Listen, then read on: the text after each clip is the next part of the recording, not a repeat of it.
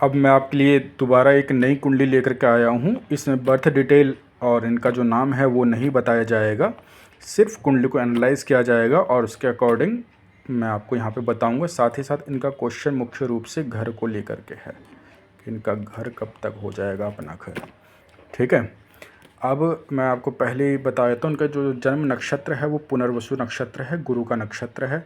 षडबल में शनि और बुध सबसे अधिक बलवान है, शनि सबसे अधिक है, उसके बाद दूसरे नंबर पे बुध आते हैं। शनि महाराज बैठे हुए हैं ज्येष्ठा नक्षत्र में, इस चीज़ का ध्यान रखना है। शनि षडबल में सबसे अधिक बलवान, ऊपर से ज्येष्ठा नक्षत्र में बैठे हुए हैं जो बुध का नक्षत्र ही है। अब यहाँ पे आ जाते हैं, यहाँ महादशा भी मैं आपको बताया तो महादशा बुध की चल रही है और बुध में गुरु का अंतर चल रहा है लगभग 11/10/2025 तक। उसके बाद बुध की महादशा में शनि का अंतर आ जाएगा जो चलेगा 2028 तक, जून के 2028 तक चलेगा। ये सिंह लग्न की कुंडली है और लग्नेश बैठे हुए हैं द्वितीय भाव में। यहाँ सूर्य, सिंह के स्वामी होते हैं सूर्य और इनके जो जन्म राशि है वो है मिथुन राशि। चंद्रमा जिस राशि पे होते हैं वही व्यक्ति की राशि बनती है। और राशि के जो स्वामी हैं यहाँ पे अच्छा योग बना करके बैठे हुए हैं। बुध इसके स्वामी हैं, शुक्र के साथ लक्ष्मी नारायण योग बना रखा है जो धन के लिए, इच्छाओं की पूर्ति के लिए बहुत सुंदर ये राजयोग है। लग्नेश का सूर्य होना और यहाँ पे मंगल बैठे हुए, मंगल देखेंगे आप तो यहाँ से नवम भाव के और यहाँ से चतुर्थ भाव के स्वामी हैं। तो एक तरीके से केंद्र त्रिकोण का ये राजयोग भी हम माना जाएगा इसको, मुख्य रूप से धन योग माना जाएगा इसको। और इस भाव में क्रूर ग्रहों का अधिक होना, ये तो धन योग देने का ही काम करेंगे, साथ ही साथ धन खर्च होने का भी योग होगा। ये जब भी क्रूर ग्रहों का प्रभाव धन स्थान पे होता है तो व्यक्ति परोपकार की भावनाओं को लेकर के और चाहे अपना प्रभुत्व दिखाने के लिए ऐसे व्यक्ति धन को खर्च करते हैं। साथ ही साथ यहाँ केतु बैठे हुए हैं तो इस प्रकार की स्थिति ज़्यादा भी बन सकती है। और यहाँ पे आप देखेंगे सूर्य मंगल केतु ये तीनों ही उग्र ग्रह है, उग्र ग्रह है, अग्निकारक ग्रह है। तो ये इस भाव में अग्नि तत्व को बढ़ाएंगे, अर्थात ये भाव जो है वाणी का भी है, खान पान का भी है, घर जो हमारे पूर्वजों की जो संपत्ति होती है उसका भी है। तो इस भाव में जब अग्निकारक ग्रह बैठे हुए हैं तो ये वाणी में उग्रता देंगे, वाणी में थोड़ा कठोरपन, कभी कभी कुछ ऐसी बातें बोलना जो सामने वाले व्यक्ति को खराब लग जाए, क्योंकि ये वाणी में उग्रता दे देता है, कठोरपन दे देते हैं। और इस भाव से खान पान का ही विचार किया जाता है तो व्यक्ति को खाना जो पसंद होता है, अधिक तेल मसाले का, अधिकतर समय ऐसा भोजन खाना पसंद आए, इस प्रकार की स्थिति बनती है यहाँ पर। यहाँ बुध शुक्र की मैंने युति आपको बताई दी है, ये बहुत सुंदर योग है। अब चतुर्थ भाव पे आया था, चतुर्थ भाव पे यहाँ पे शनि बैठे हुए हैं। मैंने आपको पहले ही बताया षडबल में शनि सबसे अधिक बलवान है और ज्येष्ठा नक्षत्र में बैठे हुए हैं। ऐसे में चतुर्थ भाव ये पारिवारिक खुशियों को रिप्रेजेंट करता है। ये भाव यहाँ से घर गाड़ी का विचार किया जाता है। जब शनि नैसर्गिक रूप से क्रूर ग्रह है, ऊपर से शत्रु राशि में बैठे हुए हैं, शनि के प्रबल शत्रु जो होते हैं वो मंगल होते हैं और मंगल की ही राशि में बैठे हुए हैं, तो इस भाव में क्रूरता देंगे। लग्न से चतुर्थ भाव में और या चंद्र से चतुर्थ भाव में जब शनि होते हैं तो कंटक नामक दोष बनाते हैं जो व्यक्ति के पारिवारिक जीवन में एक उदासीनता का माहौल बनाते हैं। कई बार किसी से जल्दी से बनना नहीं, या एक माहौल जो है थोड़ा एक उस हिसाब का कंफर्टेबल माहौल नहीं रहता है। और यहाँ का इनका घर को लेकर के भी क्वेश्चन है, उसका मैं फलादेश अभी कर दूंगा। और यहाँ पे अगर आप देखेंगे आगे तो शनि यहाँ पे इस प्रकार का माहौल बनाएंगे और इसके लिए हालांकि ये शनि का उपाय टाइम टाइम पे करते रहते हैं, शनि का दान इत्यादि करना, इस प्रकार की स्थिति बनती है। पर यहाँ से देखेंगे तो राहु की भी दृष्टि यहाँ पर पहुँच रही है, 9वीं दृष्टि राहु के पास, 5, 7, 9 ये 3 दृष्टियाँ होती है। तो राहु यहाँ से 7, 8 और 9, शनि राहु का संबंध घर से बन रहा है। तो घर में इस प्रकार का माहौल होना कि कभी कभी किसी कारण से विवाद की स्थिति भी बनना, इस प्रकार की स्थिति यहाँ पे नज़र आ रही है। गुरु पंचम भाव के स्वामी होते, पंचमेश नवम भाव में बैठे हुए हैं जो अपने ही भाव को देख रहे हैं। यहाँ से चंद्रमा अपने भाव को देख रहे हैं, यहाँ से मंगल जो गुरु के मित्र होता है चतुर्थ दृष्टि से इस भाव को देख रहे हैं। ये तीनों ही स्थिति बहुत अच्छी है। अचानक धन लाभ होना, यहाँ से हम कहें तो शेयर मार्केट का भी विचार किया जाता है जो एक अच्छी स्थिति है। अगर शेयर मार्केट में इनको एक बार नुकसान हो रखा है तो मैं आपको बता देता हूँ कि इनका कारण यह है कि शेयर मार्केट का जो कारक ग्रह होता है धन का जो एक एनालाइज़र जो होता है, हम ये कह सकते हैं वो बुध होता है जो एनालाइज करवाता है। तो बुध यहाँ पे आप देखेंगे नवमांश कुंडली में नीच का बैठा हुआ है। हालांकि नवमांश कुंडली बाद में चलेंगे तो जो उनको नुकसान कई बार हो जाता है वो इस कारण से होता है। पर यहाँ पंचम भाव को अपना ही स्वामी देख रहा है, यहाँ से चंद्रमा देख रहा है, ये बहुत अच्छी स्थिति है, संतान को लेकर के बहुत अच्छी स्थिति है। छठे भाव का स्वामी अपने ही भाव को देख रहा है। छठे भाव का स्वामी यहाँ पे शनि होता है, शनि यहाँ से तीसरी दृष्टि से देख रहा है। शनि के पास 3, 7 और 10 ये 3 दृष्टियाँ हैं। तो यहाँ से 1, 2, 3 अपने ही भाव को देख करके ये शत्रुहंता योग और कंपटीशन के लिए बहुत अच्छी स्थिति बना रखा है। सप्तम भाव का स्वामी भी शनि होता है जो केंद्र में बैठा हुआ है। हालांकि किसी शुभ ग्रह की दृष्टि नहीं जा रही है शनि के ऊपर, ना ही सप्तम भाव पर किसी शुभ ग्रह की दृष्टि है, पर ठीक है, वैवाहिक जीवन भी फिर भी ठीक कहा जाएगा। अष्टम भाव में जो है राहु बैठे हुए हैं यहाँ पे। अष्टम भाव से जब भी राहु का संबंध होता है शारीरिक शरीर के लिए ये अच्छा योग नहीं है, हेल्थ के लिए ये अच्छा योग नहीं है। यहाँ पे बैठ के पेट की समस्या दे देते हैं। कभी कभी व्यक्ति को अपने अंदर ना खोखलापन, ऐसा लगता है जैसे शरीर काफ़ी कमज़ोर है, शरीर में वो ताकत नहीं है। अचानक बेहोश होने वाली स्थिति भी कभी कभी आपने किसी व्यक्ति को देखा होगा, वो शरीर काफ़ी मतलब बाहर से देखने में तो अच्छा रहता है लेकिन अंदर से शरीर उतना मजबूत नहीं होता है। और ये शरीर अष्टम भाव में राहु जो होता है यहाँ पे जॉइंट्स पेन भी देते हैं और ये इस प्रकार की समस्याएं हो गई, गैस की समस्या देते हैं। अष्टम भाव का राहु जो होता है रात में सपने भी खराब देता है, क्योंकि यहाँ पे राहु के ऊपर किसी शुभ ग्रह की दृष्टि नहीं है। सूर्य और मंगल देख रहे हैं यहाँ पे राहु को, तो रात में कभी खराब सपने आना, ऊंचाई से गिरते हुए पहाड़, इस प्रकार की स्थिति बनना या कोई भी खराब सपने आना, ये है। साथ ही साथ यहाँ पे अष्टम भाव का जो राहु है, साथ ही साथ यहाँ अष्टम भाव का जो राहु है ये कई बार जो कीड़े मकोड़े जो होते हैं या जैसे चींटी हो गई या कोई भी कीड़े मकोड़े, उनसे थोड़ा सावधान रहना होगा आपको। कभी भी किसी, जैसे मान लीजिए पार्क में बैठे हुए हैं, घर के आसपास कोई पार्क हो वहाँ गए हुए हैं या किसी भी, इन सब से बचने की ज़रूरत है। अष्टम भाव का राहु कुत्तों से भी, कुत्ते जो होते हैं राहु केतु उनको भी रिप्रेजेंट करते हैं, तो कुत्तों से बच के, कई बार कुत्ते काट ले, ऐसा नहीं है कि डेली कुत्ते, लेकिन इस प्रकार से बचाव आपको रखना होगा। अष्टम भाव का राहु तंत्र विद्याएं और जो गुप्त ज्ञान होता है, रहस्यमय चीज़ें होती है, उनको जानने की इच्छा भी प्रकट करता है। अष्टम भाव का राहु अच्छा है। अच्छा, अब एक चीज़ का और ध्यान रखना, अगर किसी भी व्यक्ति की कुंडली के अष्टम भाव में राहु है और उसके घर के साउथ वेस्ट में अगर दिक्कत है, अष्टम भाव का राहु अच्छा नहीं है, बिल्कुल भी अच्छा नहीं है। साउथ वेस्ट अगर दिशा खराब है, वहाँ पे टॉयलेट है, सेप्टिक टैंक है और ऐसे में अष्टम भाव में राहु बैठा हुआ है, तो वो बड़ा भयानक कष्ट दे सकता है। आप लोगों ने सुना होगा हॉन्टेड हाउस, भूतिया घर जो होता है, ये अष्टम भाव का राहु और साउथ वेस्ट में जिसके घर की दिक्कत होती है वही हॉन्टेड हाउस हो जाता है थोड़े टाइम बाद। तो मैं जिनकी ये कुंडली उनको भी कहूँगा कि अपने घर में साउथ वेस्ट दिशा को हमेशा अच्छे ढंग से रखना है। वो दिशा हमेशा दीवार से कवर रहनी चाहिए। अगर ये साउथ वेस्ट है तो ये दीवार से कवर, यहाँ पे कुछ भी ना हो, टॉयलेट, बाथरूम, किचन और किसी प्रकार की कोई विंडो या एंट्री गेट, ये सब कुछ भी ना हो साउथ वेस्ट में, तो अष्टम भाव का राहु उतना खराब फल नहीं देगा। नवम भाव में गुरु बैठे हुए हैं, गुरु मित्र राशि के बैठे हुए हैं मेष राशि में, और गुरु बहुत अच्छी स्थिति में है। भाग्य की जब जरूरत पड़ेगी, परिस्थिति के अनुसार, भाग्य कभी भी हमारे साथ नहीं देता है, परिस्थिति के अनुसार साथ देता है। तो भाग्य की जब जरूरत पड़ेगी, परिस्थिति अनुसार भाग्य साथ देगा। गुरु बहुत अच्छी स्थिति में है। संतान के लिए भी संतान सहयोगी होती है, संतान संस्कारी होती है, ये बहुत अच्छी स्थिति है।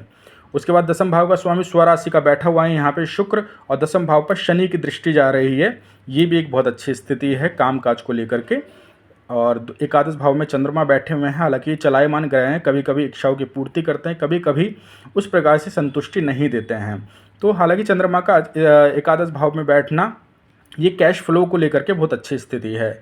और द्वादश भाव पर देखा जाए तो यहाँ से राहु की दृष्टि जा रही है और किसी भी ग्रह की कोई दृष्टि नहीं, हाँ सिर्फ एकमात्र राहु की दृष्टि जा रही है।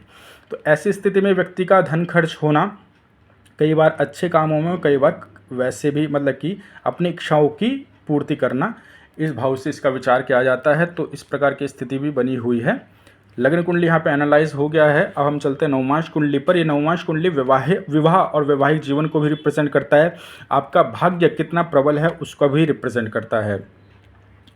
अष्टम ये नवमांश कुंडली का लग्न वृश्चिक लग्न का है और लग्नेश गए हुए हैं अष्टम भाव छठे भाव में। मंगल अपनी ही राशि के बैठे हुए हैं यहाँ पे। वृश्चिक लग्न है, ये क्रूर लग्न है। ये जो है स्थिति बनी हुई है, अष्टम भाव की राशि होती है वृश्चिक राशि। वृश्चिक राशि अगर हम देखा जाए तो ये वाइफ के जो ये व्यक्ति हैं, इनके हस्बैंड और वाइफ का जो भी जीवन साथी होता है उसको भी रिप्रेजेंट करता है। तो ये कभी कभी क्रूर ग्रह की राशि और अष्टम भाव की राशि है। कई बार चिड़चिड़ापन होना वाइफ के अंदर, इस प्रकार की स्थिति भी ये लेकर के आएंगे। हालांकि मंगल स्वराशि के यहाँ बैठे हुए, गुरु के साथ बैठे हुए हैं, तो ये एक अच्छी स्थिति है। द्वितीय भाव का स्वामी भी छठे भाव में गया हुआ है, ये एक अच्छी स्थिति नहीं है। द्वितीय का छठे भाव में जाना या छठे भाव का द्वितीय भाव में जाना, ये अच्छी स्थिति नहीं होती है धन के लिए। तो यहाँ से थोड़ी नवमांश कुंडली में मुझे थोड़ी कमजोरी नज़र आ रही है, लेकिन आगे भी चलेंगे हम। उसके बाद द्वादश तृतीय भाव में शुक्र शनि बैठे हुए, एक अच्छी स्थिति है। बुध यहाँ पे नीच के हो रखे हैं, जो मैंने आपको बताया था। बुध बिजनेस को रिप्रेजेंट करते हैं। बुध जो है पैसों का लेन देन देखते हैं, किसी प्रकार से धोखाधड़ी होना, बिजनेस पार्टनर धोखा देना, बुध सबसे अधिक रिप्रेजेंटेटिव होगा उस बात पे। हमेशा किसी भी बात को पैसों को लेकर के खास इस चीज़ का ध्यान रखना है कि जिससे भी आप पैसों का लेन देन करें, खासकर आपके जो दोस्त हो, जिनको आप जानते हो, उसके साथ बड़ा संभल के रहना है। बुध यहाँ पे ये दिक्कत देंगे और ऐसे में लग्न कुंडली के अष्टम भाव में राहु अचानक धोखा दिलवाते हैं और बुध भी यहाँ पे नीच के हैं, तो इससे ये बच के रहना है। कोई ऐसा हो कि आपको अचानक से धोखा दे दे, आपका पैसा लेके भाग जाए, इस प्रकार की परिस्थिति बन सकती है। छठा भाव भी अच्छा है। सप्तम भाव का स्वामी मित्र राशि में बैठा हुआ है, अच्छी स्थिति है। चंद्रमा यहाँ बैठे हुए हैं, ये भी थोड़ा जो है मन को थोड़ा भ्रमित करते हैं, वाइफ के मन को भ्रमित करते हैं। साथ ही साथ आपके भी जो मानसिक स्थिति है उसको भ्रमित कर सकते हैं, क्योंकि देखा जाए तो ये आपकी कुंडली के अनुसार आपकी नवमांश कुंडली बनी हुई है, तो मूल रूप से आपको रिप्रेजेंट करेगा, साथ ही साथ आपकी वाइफ को भी रिप्रेजेंट करेगा ये। दसम भाव का स्वामी सूर्य है, राहु के साथ बैठा हुआ है और देखा जाए तो किसी शुभ ग्रह की इस पर दृष्टि नहीं जा रही है, गुरु की दसम भाव पर दृष्टि जा रही है। कामकाज के क्षेत्र में अगर वाइफ किसी प्रकार का जॉब इत्यादि करना चाहते हैं तो उसमें थोड़ा स्ट्रगल तो आएगा, लेकिन काम बन जाएगा यहाँ पे। और सप्तम ये द्वादश भाव जो है वो भी अच्छी स्थिति है, कोई दिक्कत नहीं है। यहाँ से मंगल और गुरु दोनों ही देख रहे हैं, तो धर्म कर्म को लेकर के दान पुण्य करते रहना, इस प्रकार की स्थिति बनी हुई कुंडली में, ठीक है। अब होरा कुंडली देखते हैं। ये संपत्ति, धन के लिए और संपत्ति की ये कुंडली होती है। ये जो है कर्क लग्न की कुंडली बनी है, होरा कुंडली। ऐसे व्यक्ति को समय समय पर अपने पितर के लिए कुछ ना कुछ करवाते रहना चाहिए। जैसे अभी पितर पक्ष आने वाला है, तो तर्पण इत्यादि या श्राद्ध कर्म इत्यादि, मतलब पितरों को खुश करने का हमेशा प्रयास करते रहना चाहिए। पीपल वृक्ष के नीचे हमेशा कोई दिया जलाए, कभी जल चढ़ाया, कभी मीठा जूस चढ़ाया, कभी दूध चढ़ाया, इस प्रकार की स्थिति। पीपल वृक्ष की आराधना करना और पितरों के लिए समय समय पर कुछ दान पुण्य करते रहना, ये एक अच्छी स्थिति है। अमावस्या पर दान पुण्य करना, वो एक अच्छी स्थिति रहेगी, आपके धन के लिए बहुत अच्छी स्थिति है। और होरा कुंडली जो है ये धन संपत्ति के लिए अच्छी कुंडली बनी हुई है। अब आते हैं चतुर्थांश कुंडली, ये भाग्य के लिए है कुंडली। चतुर्थांश कुंडली को भाग्य के लिए देखा जाता है। चतुर्थांश का लग्न जो है वृषभ लग्न है, स्थिर लग्न है, अच्छी स्थिति है। और लग्नेश बैठे हुए हैं नवम भाव में, ये भाग्य भाव में बैठे हुए हैं, ये भी बहुत सुंदर स्थिति है। भाग्य इस केंद्र में बैठे हुए हैं, भाग्य का जब जब जरूरत पड़ेगी भाग्य साथ देगा यहाँ पर।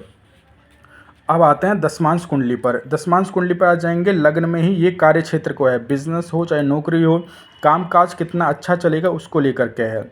लग्न में ही दो शुभ ग्रह बैठे हुए हैं और लग्नेश जो है यहाँ पंचम भाव में बैठे हुए हैं।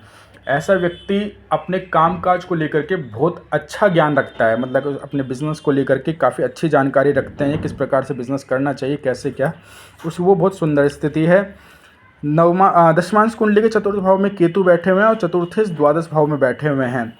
ये कई बार ऑफिस को लेकर के, मतलब कि कई बार ऐसी स्थिति बनेगी कि ऑफिस में मन ना लगे या ऑफिस के काम से आपको कहीं बाहर ट्रैवल करना पड़े, वो स्थिति दिख रही है यहाँ पर। मतलब कि कामकाज को लेकर के ट्रैवल ये करवाएगा, क्योंकि अगर ये भाव अच्छा होता है तो ऑफिस का जो माहौल होता है वहाँ पे आप टिक जाते हैं, ऑफिस जो होता है वहाँ पे टिक जाता है। लेकिन ये भाव अगर इसमें केतु बैठा हुआ है और यहाँ द्वादश, ये यहाँ से ट्रैवल का देखा जाता है, तो ये गया हुआ, तो इससे साफ नज़र आ रहा है कि ऐसे व्यक्ति को कामकाज को लेकर के समय समय पर ट्रैवल करना पड़ सकता है। ठीक है, दसम भाव भी अच्छा। दशमेश जो है यहाँ पे कुंडली के एकादश भाव में बैठे हुए हैं, दसम भाव में शुक्र राहु बैठे हुए हैं, अच्छी स्थिति है ये। अब इनका जो क्वेश्चन था घर को लेकर के, वो मैं आपको फलादेश कर देता हूँ यहाँ पे। इससे पहले मैंने दशा यहाँ पे सपोर्टिव नहीं तो उतना, क्योंकि बुध और गुरु का सीधा सीधा संबंध चतुर्थ भाव से नहीं बन रहा है। हालांकि गुरु जब जब आएंगे तो इनको शुभ फल देंगे, क्योंकि उनकी दशा बुध की महादशा में गुरु का अंतर चल रहा था, और गुरु और बुध ने परस्पर एक दूसरे ऊपर दृष्टि संबंध। गुरु और बुध जब भी एक दूसरे को देखते हैं, ऐसा व्यक्ति बहुत बुद्धिमान होता है। समय परिस्थिति के अनुसार ऐसा व्यक्ति डिसीजन ले सकता है। बुद्धि के अंदर वो सक्षमता होती है कि ऐसा व्यक्ति सक्षम होता है कि सही टाइम पे सही डिसीजन ले ले। उच्च शिक्षा का भी योग बनाता है गुरु। अगर व्यक्ति चाहे तो अपनी इच्छा अनुसार उच्च शिक्षा को भी प्राप्त कर लेता है। अभी पिछले साल 2024 से लेकर 2025 तक गुरु महाराज इसी में चल रहे थे। यहाँ से दृष्टि थी उनको, यहाँ से इस पर भी, मंगल पर भी दृष्टि थी, तो चांसेस तो कुछ बन रहे थे। उन्होंने कोशिश भी किया, लेकिन कोई ना कोई परेशानी आ गई जिस कारण से इनका नहीं बन पाया। अब जो है बुध की महादशा में शनि का अंतर चल रहा है। शनि का अंतर आएगा। अभी तो बुध में गुरु चल रहा है 11 अक्टूबर 2025 तक। अब बुध में शनि आ जाएंगे, ये चलेंगे 20 जून 2028 तक। 20 जून 2028 तक जो है गुरु महाराज का जो गोचर है, ये आपका 2026 में जून के आसपास कर्क राशि में यहाँ पे गुरु चले जाएंगे। गुरु के पास 5, 7 और 9 ये दृष्टि होती है। तो गुरु जब कर्क राशि में जाएंगे तो यहाँ से पंचम दृष्टि से 1, 2, 3, 4, 5 इस भाव को देखेंगे, और ऐसे में इस भाव में जो ग्रह बैठा हुआ शनि है उसकी भी अंतर्दशा यहाँ पर आ जाएगी। तो मैं इनको यही कहूँगा कि प्रयास में लगे रहिए। अगले साल भी इनका घर लेने का योग बन रहा है, कोशिश करेंगे तो ज़रूर बनेंगे। कारण क्या है नहीं बन पा रहा है, उसके लिए मैं आपको बता देता हूँ कि ये शनि एक तो यहाँ पे षडबल में सबसे अधिक बलवान हो रखे हैं। मैंने आपको बताया, मतलब पूर्ण रूप से बलवान स्थिति में बैठे हुए हैं। शनि जहाँ पर भी बैठते हैं बलवान होकर के उस भाव के फल को देरी करते हैं, और उस भाव से रिलेटेड फल में कमी करके व्यक्ति को दुखी या उदासीन बनाते हैं। तो शनि षडबल में ऊपर से ज्येष्ठा नक्षत्र में बैठे हुए हैं, जिस कारण से, और इस भाव पर किसी शुभ ग्रह की दृष्टि नहीं जा रही है, और ना ही भावेश के ऊपर किसी प्रकार का, जो इस भाव का स्वामी है मंगल, वो भी किसी प्रकार के शुभ स्थिति में नहीं है, और ये भाव भी शुभ स्थिति में नहीं है। ऐसे में सिर्फ एकमात्र गुरु से कुछ उम्मीद की जा सकती है, और यहाँ पे दशाएं सपोर्टिव है। जो गुरु का गोचर रहेगा यहाँ पर 2026 के जून में जाएगा, और 2026 के जून से लेकर के 2027 के जून तक, ये 1 साल का टाइम पीरियड होगा। इसमें अगर ये कोशिश करते हैं तो गुरु के यहाँ पे दृष्टि जाएगी।